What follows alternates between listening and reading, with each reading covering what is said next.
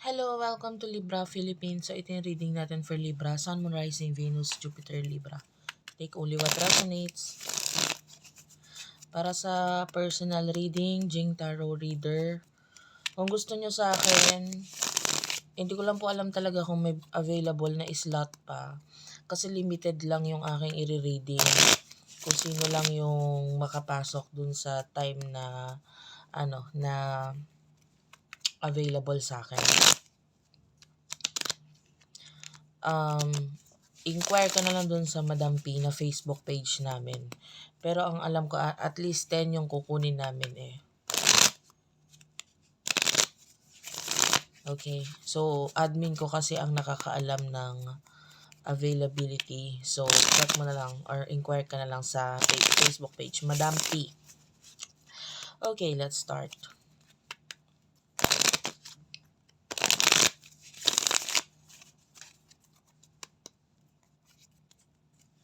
For Libra.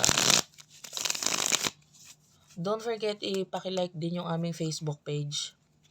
Bandang Sibol, ayan, ano ako dyan, vocalista ako dyan. And of course, yung air sign Philippines because Libra is an air sign. And yung aming TikTok, Unipre or Unicorn Princess Tarot, yan yung aming TikTok. Search mo na lang. Wait lang guys. Shuffle ko lang konti.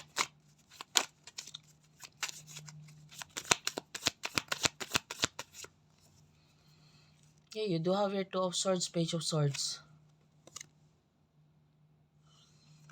Okay. Libra. Oh, this is you, Libra. Gemini, Libra, Aquarius energy, Cancer energy at the bottom of the deck.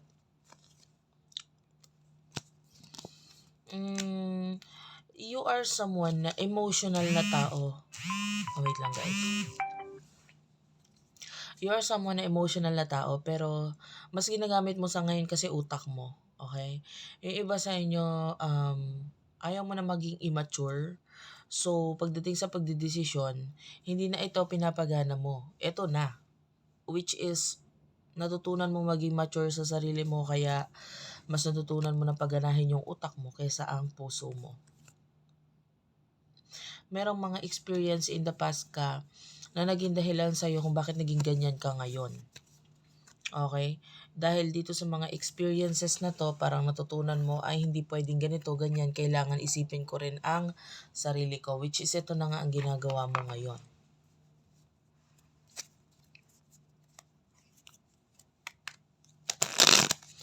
Some of you, meron ka mga ginagawa ngayon na may kinalaman or makakatulong sa'yo in the future. Sino yung person na kakonect mo pagdating sa love? Libra.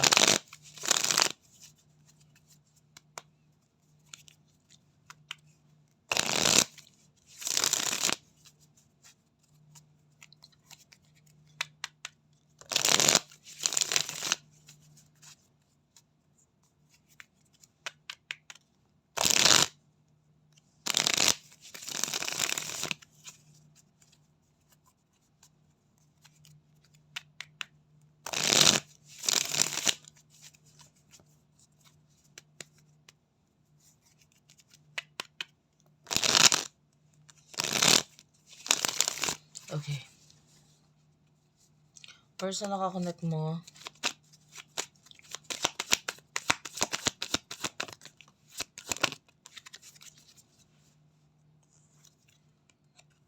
Four of Pentacles, Two of Pentacles. Okay. Etong person na to, nakikita natin siya as someone na ano siya matago.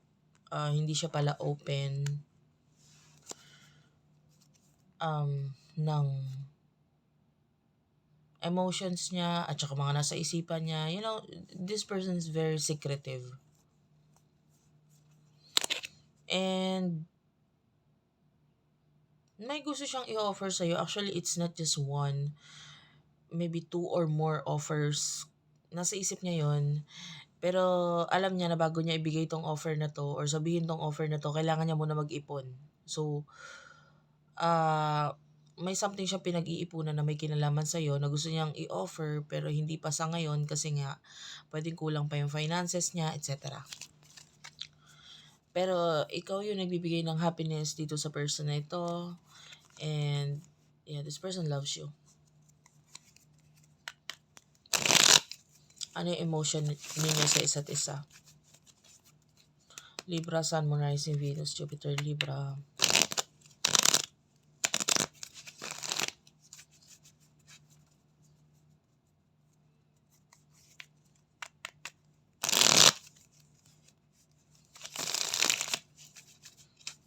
Medyo nahirapan ako kasi nasa lapag lang din yung table na ginagamit. Wala akong table.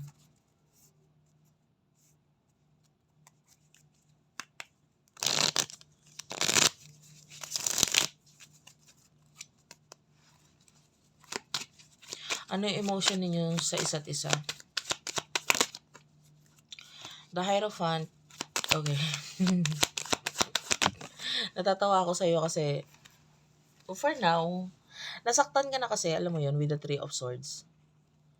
Gemini, Libra, Aquarius energy. For now, ang ifino-focus mo is victory. You want happiness, you want to be successful. May mga goals ka sa buhay. Yung iba sa inyo hanggang ngayon nasasaktan ka pa rin. So, parang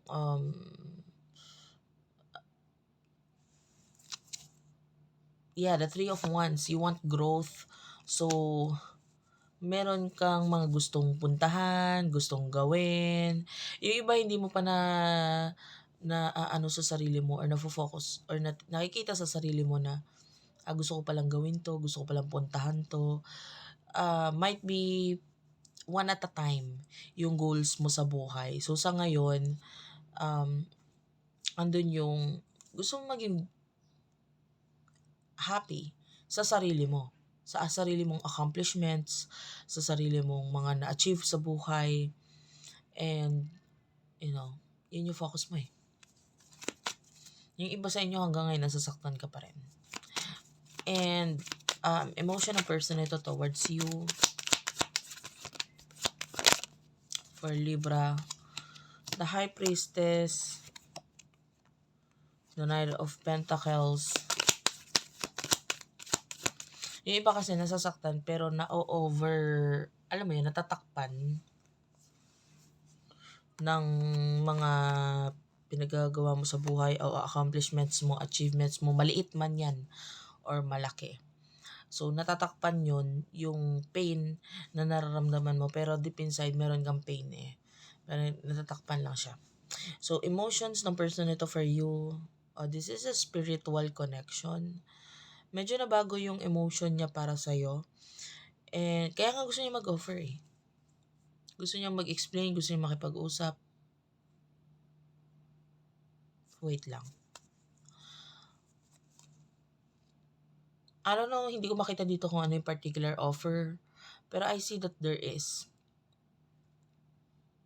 Especially if you're dealing with a person na mabigay siya eh. Kumbaga, mabigay siya especially pagdating sa usaping pinansyal.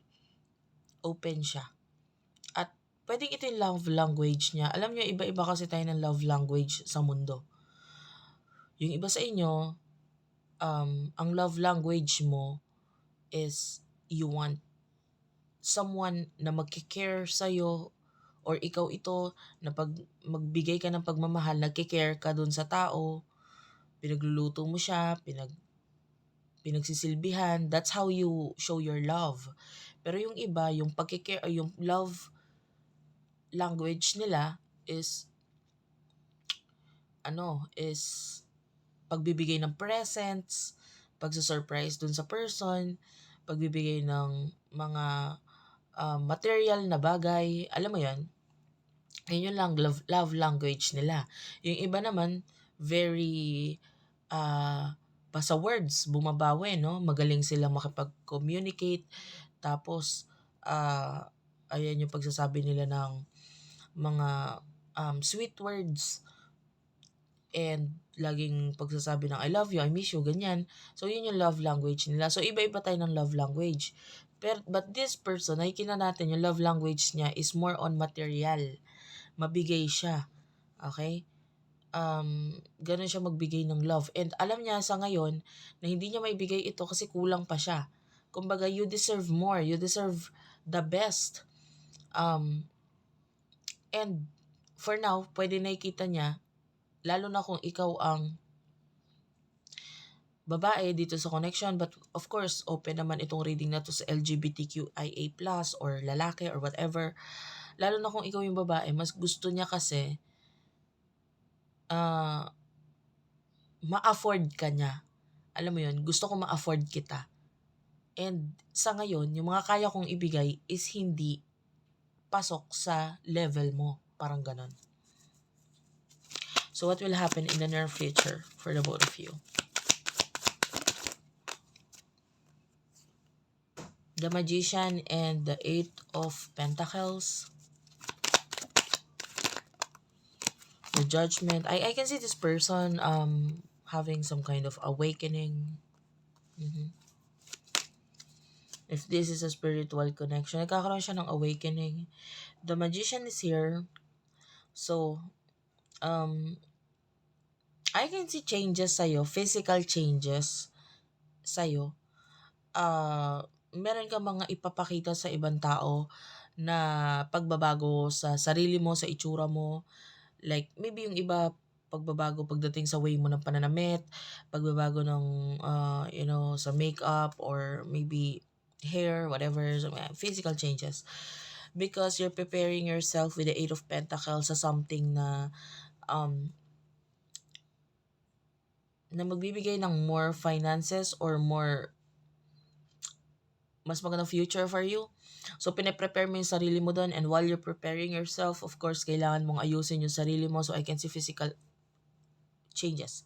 Another person na to, King of Pentacles, the Judgment. I can see love. The Lovers is here, Gemini energy. And, pasugod siya sa'yo. Okay. Kung wala kayong relationship, this person gusto niyang sumugod sa'yo para magkaroon ng relasyon sa inyong dalawa. And, nag-iipon lang siya. Kung meron na kayo relationship, I feel like this person wants more, deeper level of commitment. I want to marry you. Parang gano'n. Kung may relasyon na kayo, gusto kita pakasalan.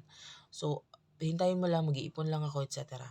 So, yung iba, if you're friends or what, this person wants a relationship. Gusto niya na relasyon. Okay, so this is the end of my reading. Thank you for watching, all of you. Please do like and subscribe. Pa-comment yun sa baba. Pa-hit ng notification bell. Air Sign Philippines. Paki-support din yun, guys, yung channel na yun para dumami pa, mag-grow. And yung TikTok namin, Unipri or Unicorn Princess Tarot, search mo yon. Bandang Sable, guys. Bukalista ako dyan. You might want to check our music. Medyo hilaw pa siya ngayon, pero marami na kaming na-record, and soon dyan namin i-upload, and also sa Spotify. And yeah, that's it for now. Thank you for watching. I love you all, and bye-bye.